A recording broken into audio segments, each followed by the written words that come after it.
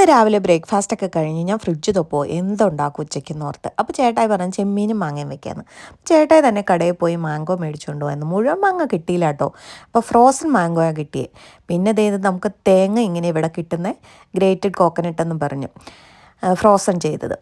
പിന്നെ ദേ കിട്ടിയ മാംഗോ എടുത്ത് വെള്ളത്തിലിട്ട് കുറച്ച് നേരം കഴിയുമ്പോഴത്തേക്ക് നമുക്ക് നോർമലായിട്ട് കട്ട് ചെയ്തെടുക്കാൻ പറ്റും. പിന്നെ കുറച്ച് ചെമ്മീനും ഉണ്ടായിരുന്നു. ഞാൻ ചെമ്മീൻ വറുത്തപ്പോഴത്തേക്കും ചേട്ടാ ഇതേ മാംഗോ ഒക്കെ കട്ട് ചെയ്ത് തന്ന്. കുക്കിങ്ങിൽ വലിയ ഇൻട്രസ്റ്റ് ഉള്ള ആളല്ലേ. പിന്നെ അതേ ഞാനൊരു ചെമ്മീനും മാങ്ങയും കൂടെ കറി അങ്ങ് ഉണ്ടാക്കി. കറി വാങ്ങിയ വഴിയത് കൊതിമൂത്ത ഒരാളത് കറി തന്നെ തിന്നു കേട്ടോ. പിന്നെ ഞങ്ങൾ കുറച്ച് പപ്പടമൊക്കെ കാച്ചി. അവനാണെങ്കിൽ ചോറ് വേണ്ടെന്നും പറഞ്ഞ് രാവിലത്തെ പയറുദോശയും ചമ്മന്തിയും തന്നെ മതിയെന്നും പറഞ്ഞ് അതും കഴിച്ചുകൊണ്ടിരിക്കുവാണേ. അവന് ചോറിനോട് കുറച്ച് ഇൻട്രസ്റ്റ് കുറവാണ്.